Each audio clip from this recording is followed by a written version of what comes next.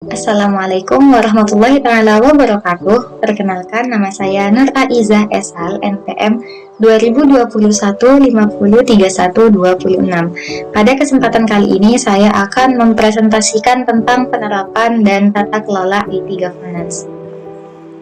Baik, yang pertama ada pengertian tata kelola IT.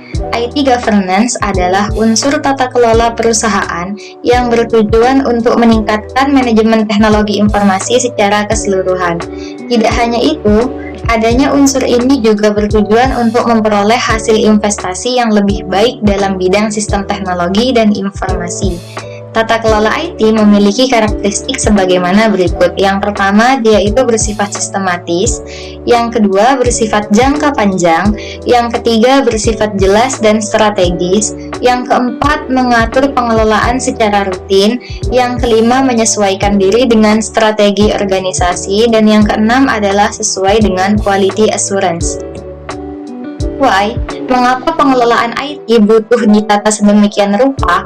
Karena pengelolaan IT sendiri menjadi investasi terbesar yang kedua setelah sumber daya manusia. Pengelolaan IT memerlukan biaya operasional dan pemeliharaan yang kebutuhannya tersebar di banyak divisi atau departemen dalam perusahaan.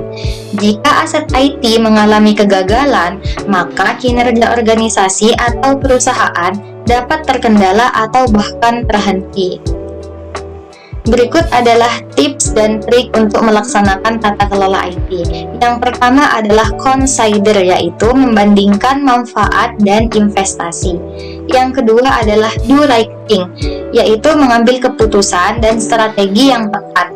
Yang ketiga adalah do right way, yaitu menentukan metodologi yang tepat. Yang keempat adalah do right usage, yaitu mengimplementasikan sesuai dengan rancangan. Yang kelima adalah benefit evaluation, yaitu memastikan hasil dengan pengelolaan IT tadi sesuai dengan perhitungan yang sudah dilakukan sebelumnya. Selanjutnya ada domain atau tujuan IT governance. Yang pertama adalah planning. Domain ini berfokus pada sebuah perencanaan demi menyelaraskan strategi dari IT dengan strategi yang dimiliki oleh perusahaan. Nah, yang kedua adalah implementation. Domain ini berfokus pada implementasi serta integritas dalam sebuah proses yang dijalankan oleh organisasi dengan mewujudkan strategi teknologi informasi dengan pemeliharaan dan memastikan sistem terjaga. Yang ketiga adalah delivery and support. Domain yang ketiga ini berfokus dalam memenuhi layanan IT termasuk keamanan sistem di dalamnya. Yang keempat adalah monitoring and evaluation.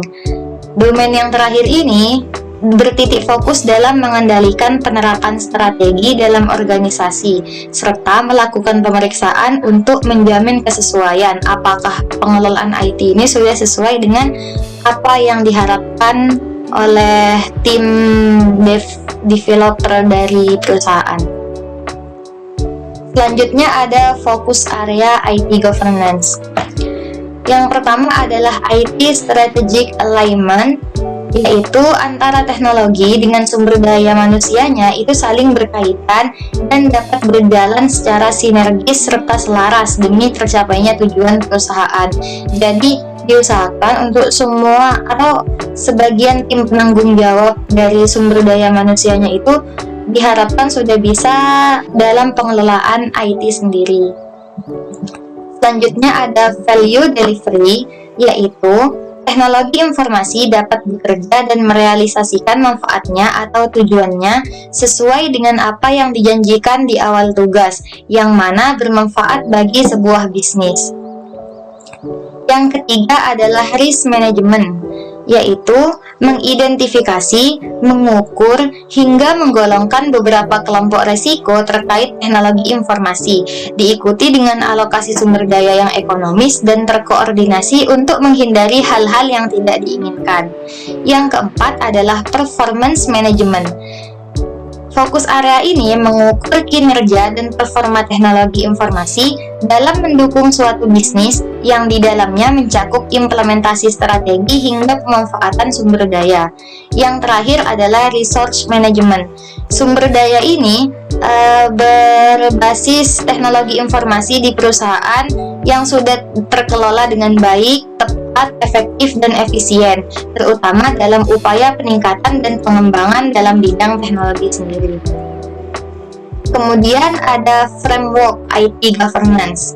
Yang pertama, frameworknya ada COBIT, yaitu framework yang menjadi kerangka kerja komprehensif yang bekerja secara global, dirancang khusus untuk tata kelola teknologi informasi yang ada dalam suatu perusahaan.